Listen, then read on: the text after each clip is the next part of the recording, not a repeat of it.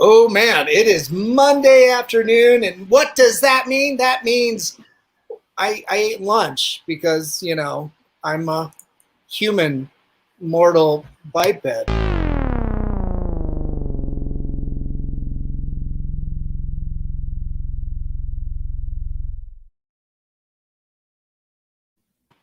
All right, this is COFOH Live and Undead. I am your host, Daniel Crosier, and I am joined by the amazing James Powell.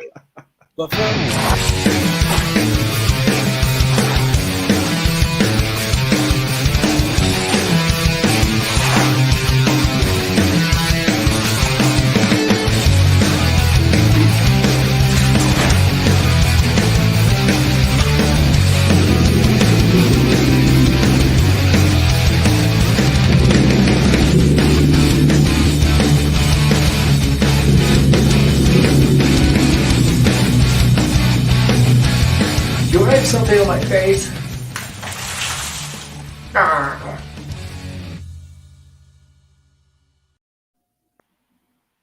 Oh, James, how are you? I am great. After that introduction, I need to have you at every convention right next to me. So when someone asks, "Who is this?" you can scream and do that little intro. That was amazing. I'm sorry, who? Yeah, exactly. What do you mean? You don't know me? Yeah, eat their marrow. All right, who's next? Right. That seems really hospitable. Ugh. Yeah, probably not. Yeah, probably not. Probably shouldn't have me there. I don't know what all these restraining orders are about. Oh, he was entertaining, but that ended really fast. Yeah, right. And it's good to see you. Good to meet you. In fact, good to be here. Thanks for having me on. Yeah, I don't know if we've actually ever met in person before, but I know we've got friends in Todd Jones. Yep. And through comics for sure. Yeah. He helped put together Fort Collins Comic Con, and then is working on his own outfit, Wicked West. Yep. So he's a good writer. Great. He's a comic nut. I mean, he knows everybody in the industry. I mean, his memory is. I don't like we were talking before the show. I have a hard time remembering people's names and what movies I watched last night. And Todd's like, "Oh yeah, I met him 3 years ago at this time. It was 12:30. He had just eaten a burrito." And I'm like, "Wow, that's I don't remember any of that." yeah. Just as I said offline. I can't remember lunch other than I know I'm full. I must have eaten something. Yeah, I know. Yeah, we're a bunch of fuddy-duddies. I love it. That's right. There we go. James, tell us a little bit about yourselves. Where you come from and how you got into comics. So my name's James Powell. I'm the writer and creator of a series called House of Fear. It's Goosebumps meets Tales from the Crypt. It's my target audience is 8 to 12-year-old kids. My goal is kind of to introduce them to scary comics. So I've been kind of writing as a hobby. Writing comics as a hobby for years.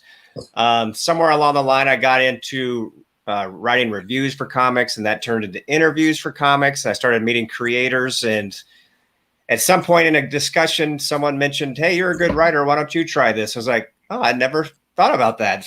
And the next thing I know, I'm writing a script, and because of my connections through the interviews and reviews, I started to get some artists interested, and I would do a one page or join an anthology. And it's funny how that just kind of elevates as you go. It's just a hobby, and then you start doing it a little bit more, and you try to expand your audience. And then the next thing you know, you're going to a convention and you're printing 100 copies, and you get good feedback there, and it gets a little bigger. And nice. So the next thing you know, you're on Kickstarter or pitching publishers, and that's kind of where I'm at now. Which is trying to just get more and more comics done, and just kind of enjoy meeting people like you and other fans who like comics, and just kind of see where we go. That's so cool. And the book that you're writing or have been writing is it's House of Fear, right? Correct. Yep.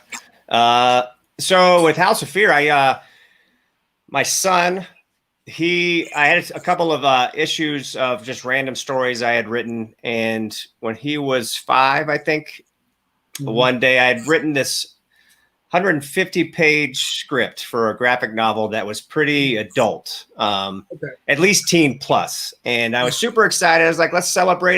That's the longest thing I've ever written.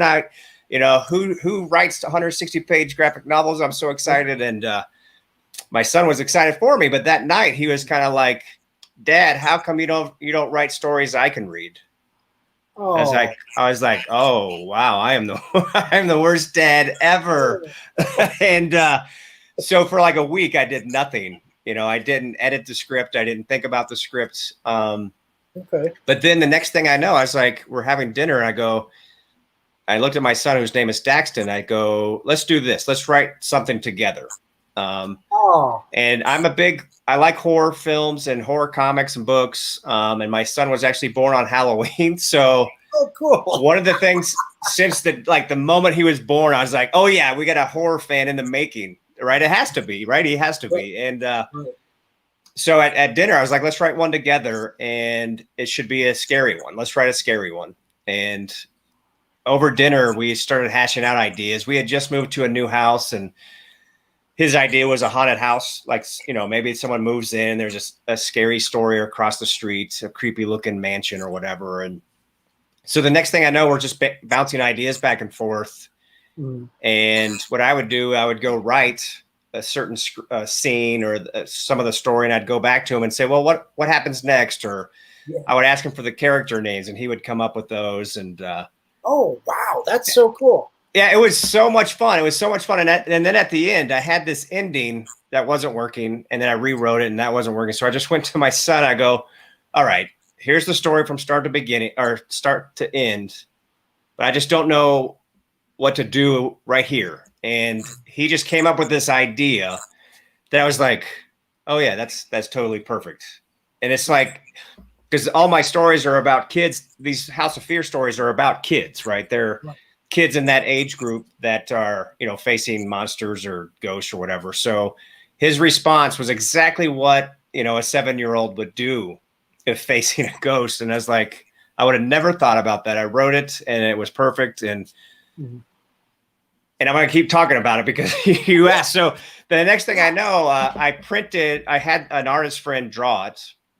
Cool. And I printed, 50 copies for the convention, for the Denver Comic Con. And it was a pretty big success. I think I had like 10 or 15 left over. Nice. And then I handed those out to kids in the neighborhood on Halloween. Oh. And the next day, kids were coming up, oh, when are you going to do another one?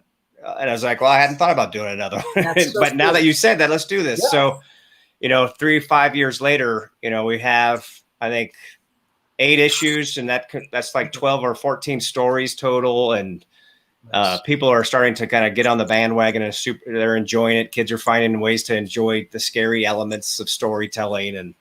And like, it kind of goes all back to my son asking me that one question: how come you don't write stories that I can read? So that's super cool. That's kids horror is one of my favorite genres. Nice. That's good. I think it's something that I kind of grew up with, especially like stuff like Scooby-Doo, Monster Squad, that sort of thing, so, and I think, like kids love Halloween. They love horror. Oh yeah. No doubt about it. Yeah. You got the Goosebumps series and stuff, and so much that's really geared towards them. But yeah, it's something I love seeing in all genres, especially comics. And too often I think we think of horror genre being more adult and stuff. And it doesn't I agree. have to be. Yeah, I don't see. I try to walk a line. I try to tell engaging stories. I try to tell stories that have a beginning, middle, and end. And I don't know if pandering is the right word, but I don't try to throw in too many morals. It's just, I try to make something that take a situation that might be kind of creepy to a kid, have a little fun with it, maybe throw in a scene that like kind of pushes the boundaries as far as like, oh wow, that one piece of art was so not necessarily scary, but like intense, or a moment that totally draws that kid in with suspense. Right. but yeah, it's all PG. It's, maybe even less than that sometimes. It's just, I don't want to say good old fashioned fun because it is horror, but at the same time, it's good old fashioned fun. Kind of, I love action comics, and sometimes I think with a lot of the adult stuff that we see, it's like, oh, how can we be edgy? Well, let's make it more violent or darker, or with a lot of the horror movies, to jump to movies. But I think a lot of current directors are failing me as a fan, at least, because it's just, oh, I'm going to show this knife going in a chest 10 times. Whereas, 10 years ago, 20 years ago is all off. Right. And you let your imagination fill in the gaps. Right. And I think that's what's kind of lacking. So I try to do a little bit of that, but just on the, the kids' perspective or the kid range. So. Yeah. That's, you've got masterful works like the original Halloween, even Texas Chainsaw. Oh yeah. You didn't have gore on screen, but the mood was there. I mean, I would never show any of those to a kid. Oh, right. Me neither. But yeah, there's something to be said about, stuff that's not seen, where your imagination takes place. And for kids comics too, like that, like a comic book is like that diving board for, kids' imagination, as like buying an action figure. It's like, yeah, you can live vicariously through these stories and exactly these figurines and stuff. It's so exciting, and I think there's just so much more opportunity also to connect with children, in terms of literacy and stuff like that. It's like, especially with the culture we have right now, where it's so easy to get distracted. Yep. Yeah, with YouTube and short videos and Netflix, and it's like, oh, can I just watch TV? And it's funny because, like, one of the things I try to do to increase, I don't want to say that House of Fear is, going to increase literacy or whatever, but my goal is, I like the idea of all the stories are self-contained. You don't have to go back to the comic shop or seek me out in 3 years when I have, issue 2, and they're short. So a kid who might not like to read, well, he probably still has time to read a 5-minute 12-page House of Fear story. Yeah. And I've heard from some parents who said, oh, my daughter liked this scene enough that she was interested in reading the second story. And now I've heard a few times that, like, their kids just carry the issue wherever they go in the backseat of the car so they can flip through it or read it. And nice. I think a lot of that has to do with the fact that they're self-contained and they're written for that age group. A lot of times I've read my son's comics that are aimed towards him. The more graphic novel ones, they're obviously telling a whole complete story, but some of the monthlies or the floppies, I'm like, I'm not sure how are you going to engage in this, because it started in the middle of the story and it ends with a cliffhanger, and you don't have the money or the time, or I don't want you getting on online to buy issue 3 or whatever. So I kind of set it up for all those things to kind of come into play for the kids, and hopefully it's working out for them that way. Yeah, that's something right now, like self-contained complete stories, and in the comic book industry too. Like that's why so many people are carrying graphic novels, because if you got a long run, that's the complete story for that run. Typically. So yeah, I'd imagine the same thing is true for kids. Like, even if it's like a 12-page story, have it nice and complete and concise. Yep, that's our goal. And we started, so all along I've kind of pictured them taking place in my own neighborhood. It's like I said earlier, my son came up with the idea that there was a scary house across the street. So in that story, I drew a map for the artist, even though it never came in to play. I just drew a map for where the kids lived, and then in a later issue, I just took pictures of a park down the street.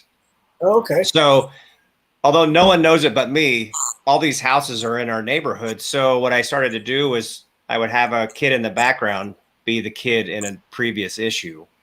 And then in our last issue that came, on Kickstarter, I don't know, 3 months ago, we showed where they go to school.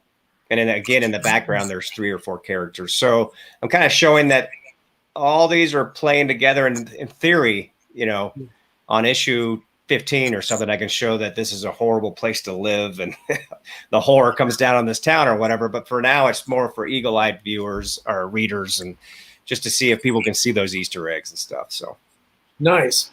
Angela just chimed in. She says, "Hi, Daniel and James." Hi, Angela. So with the comic art too, like, I was perusing some of the samples that you sent me. These are absolutely stellar, So like, here's a cover once it pops up here. I mean, wow, House of Fear. This is so cool. Who's the artist that you're working with? So that's Jethro Morales, and he blows me away every time. He's got a lot of energy in his art. He's got it's very dynamic, but at the same time, it's kid friendly. It's super clean lines. It almost looks cartoony.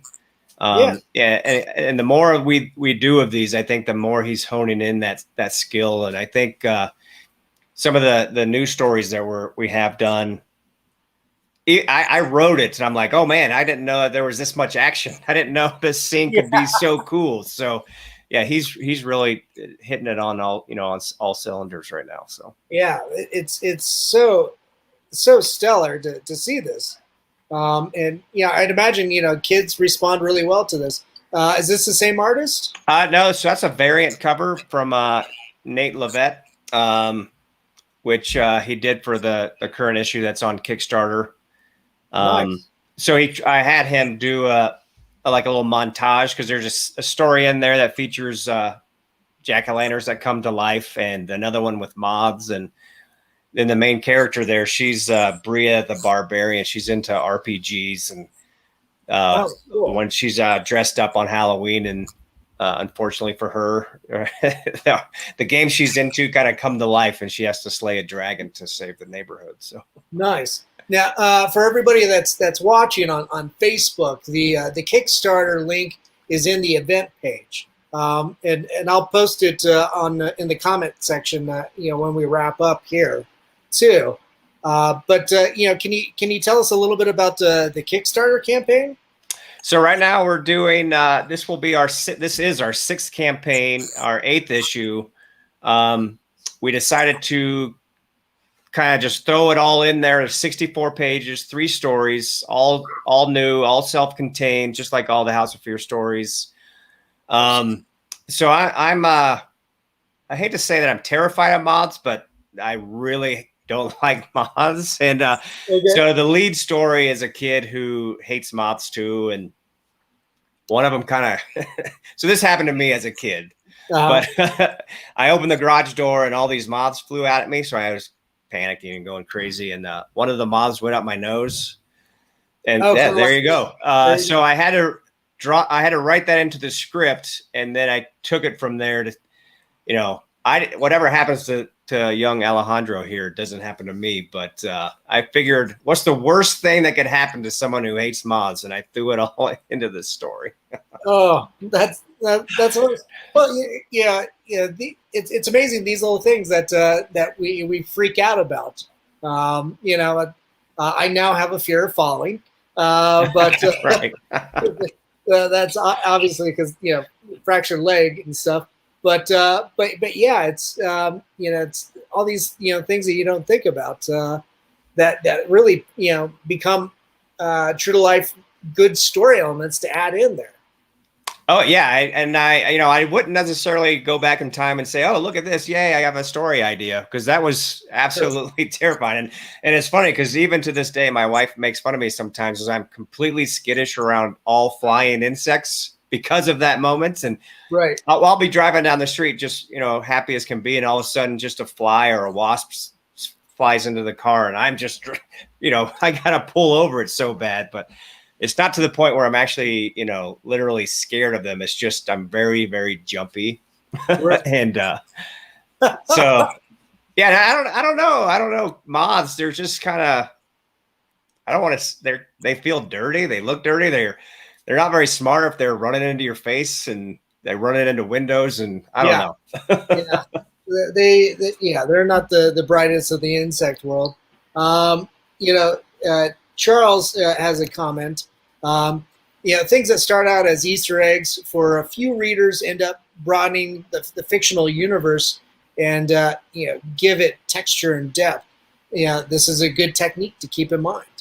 So I would agree with that. Yeah, no, that's true, and I think it's interesting. Even though I wouldn't say that I've planned out how these Easter eggs are going to come to life or whatever. In the stories that I've kind of planted them in, if this kid knows this kid, what would happen if they met, or what's their story and how do they engage with others at school? So it's interesting how the characters are coming to life, even though I haven't shown them in the comics yet. And I think Charles is right that I could see this becoming its own little mini universe, and maybe these kids become more like the Scooby-Doo gang, and they try to hunt down the evil or whatever. But it's interesting how those little asides or things that you don't plan end up coming to life on their own, which I think is kind of cool. Oh yeah, it's amazing how these thoughts kind of dance around and lead to the next thing, or inform a story 10 issues down. It's it's so much fun. And while you're working on this, your son's still involved too? A little. He likes to see the art come in. He likes to see, or we talk about the current scripts I'm on. He's actually starting to slowly be more interested in animation. Cool. So he's actually right now, he just shut my door. He's in there. He got this little app, stop motion app. So what he does is get his little mini figures. He's into Halo, and he just takes hundreds of pictures and then he changes it, the stop motion. He changes, and nice. So after he takes 100 shots, he has a 20-second clip, but they look so incredible. They're so much fun. But I think I'm kind of lost him to comics, or I lost him from comics to the animation side of things. So. Well, comics are a springboard to all sorts of things. Yeah, exactly. Other mediums, you name it. You know? And I keep suggesting, and he's even without knowing it, he's a big storyteller. So it's not just about one of his action figures knocking out someone else. I go and talk to him, and he's like, "Oh, Dad, come check this out. This happens, and this happens, and the reason these guys are here is because of this." And I'm like, "Oh, you know what you're doing is you're telling a story." And so I'm super proud of that. Without I don't want to pat myself on the back exactly, because I don't know how much I had to do with that, but it's good to see. It's fun. Well, it sounds like you've been able to bond really well, over the love of horror comics too. And I don't know about the horror aspect of it yet. So it's funny because I would say once a week I say, "Hey, do you want to watch a horror movie?" And then, sometimes I'm like, I'll try to entice him. I'll let you watch an R-rated movie if you want. Your friends don't get to do that. And he still balks at a lot of that. We've watched a lot of 80s horror.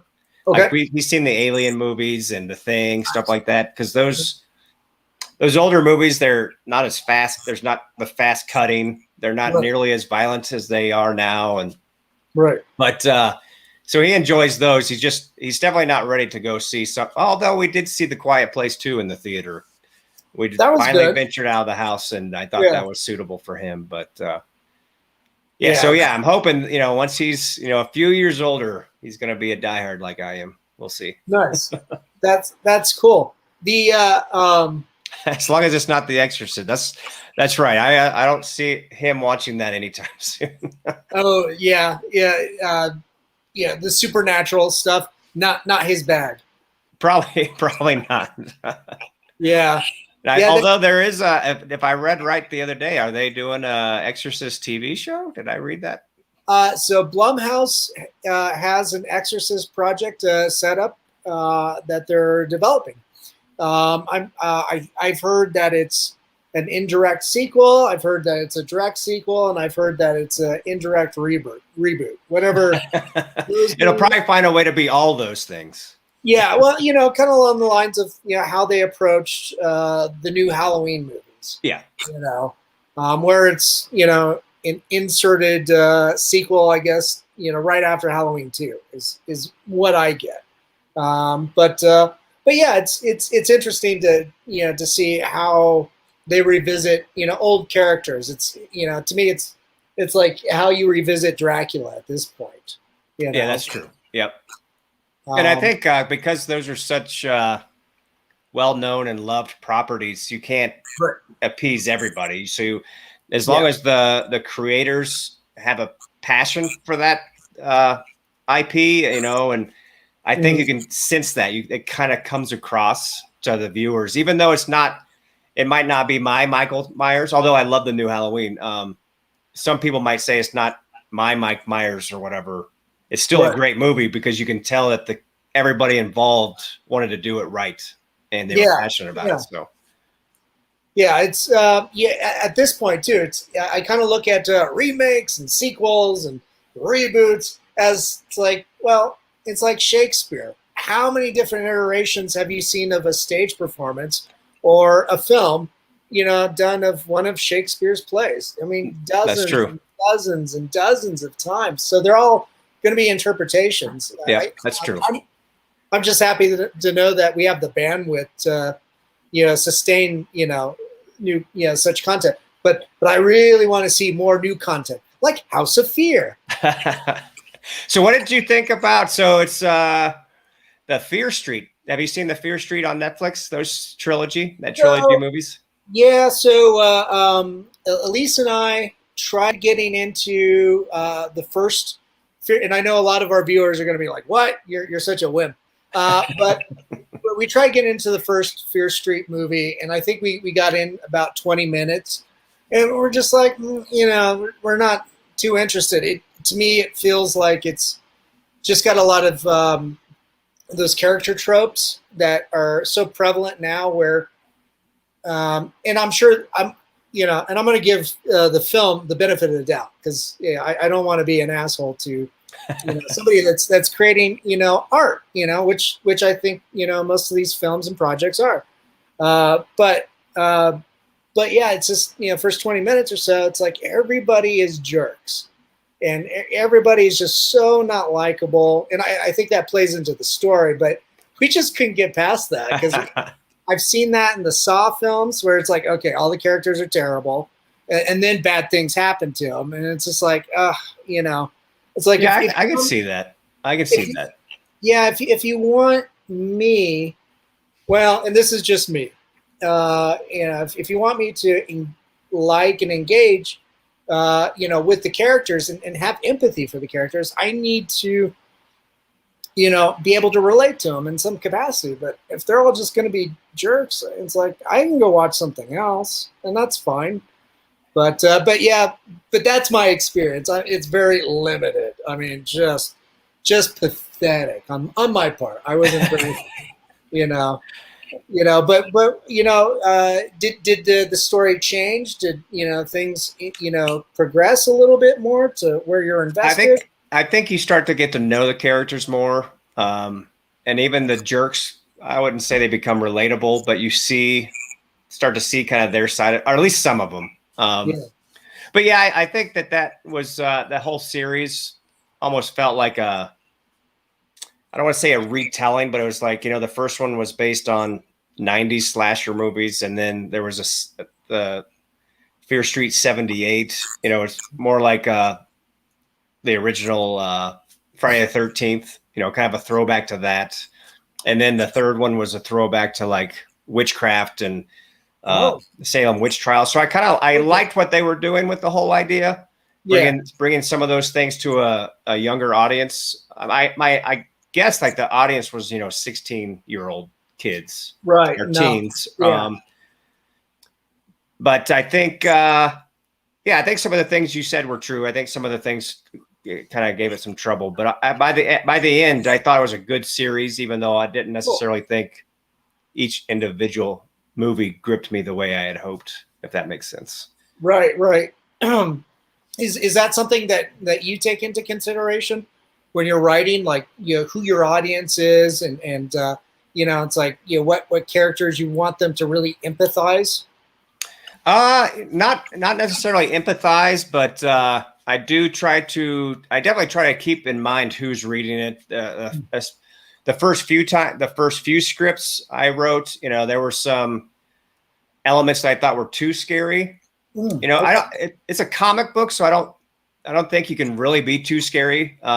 If your intent is, just to write like I said, a good old fashioned scary story. But there were a couple of scenes that I think I went overboard, and then I came back and polished them and cleaned them up too much. So there was kind of a lot of back and forth trying to figure out the tone of the stories that we do.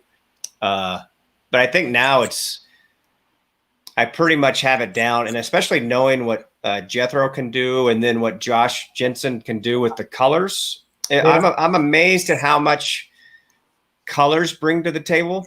I've always known that color. The comics pop more if they're nice and vibrant or whatever. But like look at this. It's amazing what Josh can do to a scene as far as it's sometimes, like I think I said earlier, I try to write a scene that's pushes the boundaries just a smidge. Okay. And then based on Jethro's art, and then suddenly Josh comes in and it's a little too dark.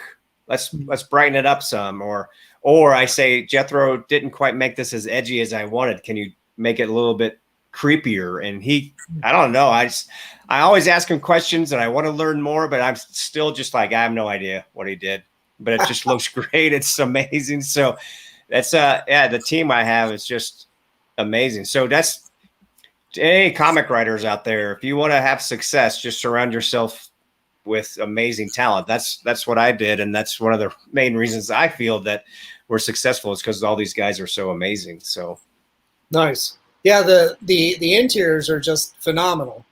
So this is which one is this? Bria the Barbarian? Yeah, Bria the Barbarian. Yeah, to be honest, this is probably a little fantasy adventure because, it's role-playing games. Right. She's a little timid, more timid. And I drew there's at the bottom of the page there's elephant men who are kind of hunting her and trying to get something from her, which kind of I try to add a little bit of the horror elements to that. But this is that story that I think on page 2, just all hell breaks loose and it's just nonstop action for the rest of the time. But nice. I think this is one I think kids will relate to a lot. Just because they're into costumes, which I think a lot of kids are into on Halloween, role-playing games. The kids are kind of thrown into this adventure without asking for it, that kind of thing. And I try to inject a little bit of realism. I know it's a dragon coming on, so it's not real at all. But some of their reactions, I think, are what kids might actually do or say. And that's my goal, is to kind of take this fantastic story or this horrific story, right, but have the kids react realistically. And honestly, I think that my son started that when he came up with that ending for that first story that I would have never come up with. Because of that, I started, this is how a kid would act as opposed to how a parent thinks a kid would act, if that makes sense. Those are two totally different things, because their minds work totally differently than ours. And that's pretty. I think that's pretty fascinating. That you take those lessons that you learned from writing the first story with your son, and continue to apply it, to things down the road here. Yeah, and I wouldn't even think that's. I mean, that just dawned on me just now. So it's kind of happened subliminally almost. That you can hear something, or your son can point out something, and suddenly the next thing you know, that's affecting you years later or whatever. But I'm pretty happy with the way the series has gone. I think, like I said, we've all kind of come together as a team, and we really have started to hit our stride. Nice. I tend to sell the comic as Goosebumps meets Tales from the Crypt, and nice. I think I think I've read a couple of Goosebumps with my son, or he's gotten them and I've read them. And Yeah. I like to believe that because of comics as a visual medium, it's a little bit, I don't want to say edgier or more action or anything, but I think they're a little more engaging than some of the Goosebumps that I read. But that, again, I'm coming as an adult. My son, he read a couple of those books and he seemed absolutely terrified. So, and a lot of the ones that he read seem to be like just nonstop building. Okay. There's a sense of dread, then there's more suspense, and there's more dread, and it just builds and builds. So to him, he's probably like, I don't know if I want to read what happens next, but I think what we try to do is like build some of that, but get to the payoff as soon as possible, which is another reason why we do these short stories, is that kids can kind of get in, get out, get the action, and have a complete story, rather quickly. So do you find that, it's designed that way with your short stories, because of attention spans? I don't know if attention spans ever came into play. I think it was more about just trying to get kids engaged quick and then get out before I, as a writer, maybe kind of lost the way. So not necessarily them losing their own interest, but like, well, if I can tease this and show this element, and then 2 pages later there's a payoff, I think I would keep the kids more engaged. And then also I think the longest story we have is 44 pages. Ooh, so again, it kind of you start off with a mystery and get them tied into the hook, and then get them out as fast as possible while I don't want to call it compressed either. So this is an interesting question. I'm trying to dissect my creativity and on the fly or whatever, but pacing such an interesting issue that I mean, everybody has to deal with, but with with comic book medium, it's very specific. Oh yeah, no doubt. I think so. I edit a lot too. I edit a lot of I don't want to say aspiring creators, because a lot of them have a decent number of books to their credit, but a lot of the comics I read, or if I sit down with a new writer for the first time, that pacing is usually the first issue to talk about. I think a lot of, let's just say a writer has a 22-page script, and then you're like, well, the first 10 pages is setup. That, if you think about it, that's suddenly half of your story. So you need to get to that hook as soon as possible. Right. But for me personally, there's also an issue which is just the opposite, which is they want to get in so fast. They do the inciting incident like on the first page. Right. And don't get me wrong, that draws you in, and that's where the excitement is. But it's like, well, I don't know this character yet. You said earlier that if these characters in this movie are all jerks, I don't have anybody to root for. I don't have anybody to like relate to. Right. It's kind of the same. If on panel 2, suddenly they're thrown in this alternate universe fighting demons or whatever it is, it's like, well, I don't know if I like this person yet. I don't know if I relate at all. And because once they're thrown into the story, they kind of become a different person, or they're already morphing away from the person that they were. And that doesn't give you enough time as a reader to kind of, oh yeah, this person's like me because she likes RPGs, or she's like me because she's shy or doesn't like her sister, or whatever it is. There's no relatability yet. So, right. Yeah. Something like that, might work if, like somebody like that's very established, somebody like Reed Richards stuck in the negative zone or something, right in the middle of an action sequence, and then you cut to, this is how we got here. Yeah. Right. And that's always, that can work like that. It's the craft of writing, creating a comic book story is such a fun endeavor. Figuring out that pacing, adding enough detail. It's like, okay, what's your artist going to come up with? do you sometimes leave it blank? It's like, hey, this is for you, just go nuts. Yeah. Or, do you need to really be descriptive? Because sometimes the artist needs that too. It's like, what do you want to really see here? And also what's going to support the story. Yeah. And that's where I feel like I lucked out too, that most of the House of Fear stories here have the same core group of artists. And so I kind of know Jethro, and I know Josh, and I know Matt, the letterer and designer, and James, the guy who writes the Boyle character, or he draws the Boyle character. So like we have a story that the art is drawn. We just haven't colored it yet. So I was able to look at my script and compare it to the art a few days ago. And I was like, Jethro did exactly what I wanted, if not better than what I anticipated. I still don't know the characters yet. I started too early. So even after going through the script and trying to fix the pacing and trying to get kids engaged, I missed it, because now that I see the art, it's like, oh, it's coming to life now, and I can read better what this is all coming out to be. So I already have it on my plate to write 2 new pages so that I can develop the characters and their relationships before they get thrown in with the monsters. So I think that kind of goes to the collaboration part of comics that I hope a lot of aspiring writers realize, because I think a lot of, with social media and the way sometimes you see videos or people are trying to sell themselves as, oh, I'm such a great this or that. I mean, we're marketing ourselves all the time now. Right. It seems like. So right.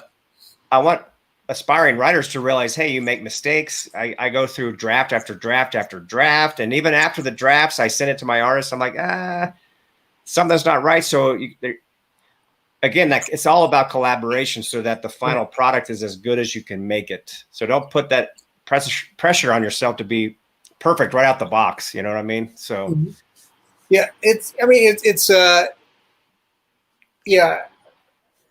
like the idea of failure, comes to mind. Allow yourself room to do that and to learn from it. Yeah, exactly. And don't kick yourself. I think a lot of young writers, it's like they got to be perfect right out of the box, or they're just, they're doomed. I've seen interviews with like George R. Martin. He's notorious for, especially recently, for not finishing the most recent like Game of Thrones books. To finish out the saga, I suppose. Yeah. And I saw him interview somebody like Stephen King, who's like R.L. Stine is very notorious for, sitting down for a big block of time, like 4 hours a day, and just typing, just writing, and then going back and massaging it a little bit and stuff. And I remember George's, question to him is like, so, we all know you do this. Do you ever have those crippling times where, you walk away, you turn to substance abuse, you get depressed, you don't touch the typewriter for, days, weeks, months at a time. And he's like, well,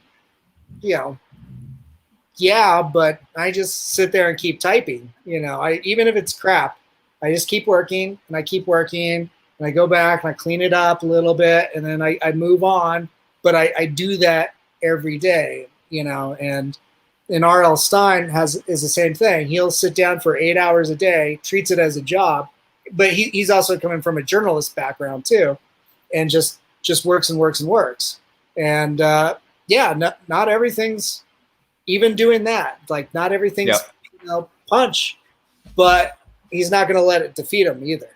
Exactly. And what's cool about some of that, what you just said, is that like I consider myself a super slow writer. I hate my process, but like sometimes I'll go back and I'll be like, I never finished that story. I never got it good enough or whatever. And then I'll read it and I go, oh my God, I really wrote all that. And it's like, oh, it's a lot closer than I thought it was. And that's because you put in that time. Right. Well, a lot of times for me, when I'm putting in that time, it doesn't feel like I'm putting in enough time. Like I didn't write enough good words today. But it's not until you take a break from it and you come back to it a month later, 5 months later, and you're like, maybe it's not as bad as I thought. And that's, then suddenly that gives, at least for me personally, that gives me like a new burst of energy to finish, because when I opened the file, I was like, oh, I got a lot of work to do, but I want to read it anyway. And oh yeah, it's almost done. So yeah, putting in the work is obviously crazy important, because if you don't, it'll never get done. But right, most definitely. Yeah, Charles, just chimed in. It is a job. Yeah. And it's work. Being creative is definitely work. It's some of the hardest things you'll probably do in life too. You also follow that up with, what do you guys think of Stranger Things? So for me, my son and I, he was a little nervous at first to watch it, because he came down one night. I had the TV up too loud and he didn't know what I was watching, and he just assumed it was some really graphic horror movie. And I let him watch it for like, I don't know, 5-10 minutes. And that was actually season 3. And he was engaged enough that I said, okay, I'll stop watching now and let's start from the first episode. And we breezed through it. He was hooked. And all during COVID in 2020, he was like, when's Stranger Things 4 coming out? What's happening? Right. So yeah, he's hooked. And I think the first season was obvious for me the best, but I'm surprised that the second and third season were great too. So that's another thing, that you get to enjoy with your son is connecting over something like that, like Stranger Things, especially something that has so many nods and maybe throwbacks to our bygone era, of the 80s. Yeah. Something that a time that he'll never know, but he's growing up in a time that it's his 80s, and so when that's true. 10, 15, 20 years from now, they'll think about this. It's like, oh, and then they had Stranger Things, and that was amazing. That's like something like his Star Wars or his The Thing. Exactly. He grew up. I always thought it was pretty fun too, like talking to my cousin. She's 20 years younger than me, so big age difference. And her Star Wars are the prequels. Yeah. And that's the thing that she's invested in. It's just like, at first I'm just like, oh, that's so disheartening, but at the same time, but that's her entry point to a fantastic universe of characters. And so I figured, well, it's not my bag, but if that's how you're introduced to it, that's how you're introduced to it, and then we can commune over the love of that property or something. Yeah. So I think that's great for the kids. It's interesting too that so I can't remember the last time I went to the Denver Comic Con. It was pre-COVID, so 2019, I guess that would have been. Yeah. Anyway, my son and I and my wife went to Sam's number 3, which is just down the street from the convention center. Right. Oh, I love that place. Oh, me too. I go back there. I would live there if I could. That green chili is incredible. Oh yeah, the huevos rancheros. Oh man. There you go. Good diarrhea for a week. But we happened to see, I'm drawing a blank, the kid's name, Dusty from Stranger Things. Oh, okay. He happened to be, waiting in line, and he sat down, and I mentioned to my son and he hadn't started watching the show yet. My son hadn't. So to him, he was like, I don't know what that means. But once we started watching Stranger Things, I pointed out, hey, remember that kid I pointed out at Sam's? That's him. This is the character I was telling you about. And it's funny because the light bulbs kind of went off, and he's like, oh, my dad is involved with something like a comic convention, which allows him to see somebody from Stranger Things. And all these things started to trigger us. Like, all these creative people are not related, but like in the same industry. Yeah. And how comics is related to Stranger Things and horror movies and science fiction. And, oh, you're in the same room with all these animators and creators. And it's it's fun to kind of watch him see like how his mind reacts to stuff like that he's seeing on TV or a video game or whatever, and starting to realize that there's real humans behind those things. There's a writer, there's a director, there's a producer, there's the actors and all these things. And how, you know, as for me personally, it's kind of cool to know that the things that he's interested in, I'm kind of peripherally involved as well. So like if there's a show, hopefully the show happens this year, that he goes with me and he starts to see it all again from a broader perspective. And, oh yeah, that person's wearing a shirt of the show I like, and there's other kids like me. Or, you know, we talk often about like, someone created this, someone animated that, and he can start to see like, oh, I can do that too. You know, I'm starting to animate for fun. So maybe I can introduce him to someone who's not necessarily an idol per se, because he might not even know that this person exists, because a lot of those animators and stuff are, you know, there's just the names scroll by so fast. But it's kind of fun to see kids kind of start to realize, you know, like when you're a sports fan, you like a certain team. Oh, that quarterback's amazing. Everybody in the world, it seems like, knows him. But now he's starting to realize that people create these artistic things, and that he can do those things too, if that's what, you know, his passions lead him in that direction, which is cool. Yeah, most definitely. Realize the team behind, you know, whatever he loves, or the army behind that film, you know. It's amazing to it's amazing to realize that. And I think you know, that was something probably maybe just a couple years older than him. That's what I realized about comics when you know, I was introduced to Jim Lee's and Chris Claremont's Uncanny X-Men, and like Denny O'Neil and Norm Brayfogel's Detective Comics. You know, it's like, oh, you know, there's actual, you know, people making these things. And it's like, yeah, I think I can do that too.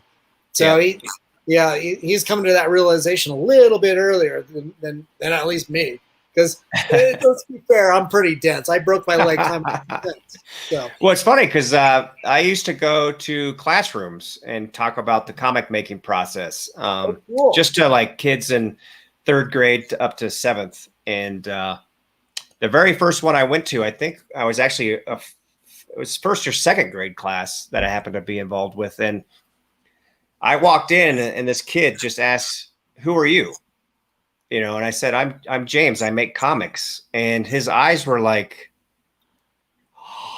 and he got this face. It's like, oh my God, there's someone makes these, right? And you know, I don't know if he thought they were, you know, from a machine, or just everything in the library just suddenly existed or whatever. But like seeing that dawn of real, I was just like on cloud 9 the rest of the day, because it's like I said, at least for me in that moment, I was like, I became this kid's idol, and like, I could just see him going home and looking at every book. Oh my God, there's someone wrote this or someone drew this. And it's just so empowering. It's so cool to see that and know that you kind of had an impact on a kid just in that one little second. And it was cool to see. So that's cool. We've got just a few more minutes left, but you know, wanted to remind everybody that's watching, I'll be posting the Kickstarter link in the comment section, so that'll pop up. You know, make sure to go and support James and his team. You know, of just talented artists, and craftspeople putting together the amazing world of, you know, House of Fear.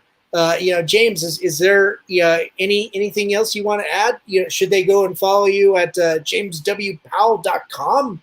Yeah, let's do that. Yeah, jamespowell.com. Yes. There's actually a subscription spot in there. You can download 2 free issues of House of Fear PDFs. I send out emails to talk about the comic making process and kids and stuff. So it's kind of fun there. And as far as the Kickstarter goes, we end 3 days from now. So 4:30 Mountain Standard Time on Thursday. So go check out the page. There's tons of cool stuff in there, and hopefully we get funded before Thursday. If you are out there and you know of a library that would benefit from this in their children's section, go out there and direct them towards that, because libraries also support amazing comic book talent too. Yeah, I know that we're almost out of time. I love the fact that comics are they're more welcomed in libraries and school and teachers. I mean, when I was a kid, they, put that comic away. You can't bring that into school. And now that they're actually welcomed, I love that. I absolutely love it. Yeah. If a school or a school teacher that, would like to have this in her class. I mean, again, comics, graphic novels, they're a great starting point for, people that, to enter into literature and reading. It worked for me. Me too. I was a hyperactive. I still am a hyperactive kid, and the visual aspect really helped segue into reading prose and novels and stuff. So, but yeah, it's a spectacular, celebrated medium that needs to be more celebrated, and creative people like you, need to be supported and and championed as well. So, James, thanks so much for coming on the show. It was a great pleasure meeting you and talking to you on the internet. On the internet, yeah. And good luck to you. Thanks for having me on, but good luck with your foot. Hopefully you get healed up and you're moving around quickly soon. Yes, thank you. Hang around for a couple minutes after we sign off, but wanted to mention all my sponsors. Special thanks to Hellfire Entertainment for sponsoring us on your social media and rebroadcasting us. And of course, our friends at Mutiny Information Cafe. If you're going to start a revolution, make sure it's caffeinated. And our friends over at Groovy TV, who are absolutely fantastic and immortal. And unfortunately, we lost our friend Groovy last year. So, we carry the torch to remember him. And of course to our sponsors at Alien Donut Films, Bill and Angela over there. We'll see you at Colorado Festival of Horror, and follow everybody else there too. Colorado Festival of Horror is coming up September 10th through the 12th. You can go get your tickets at COFOHorror.com.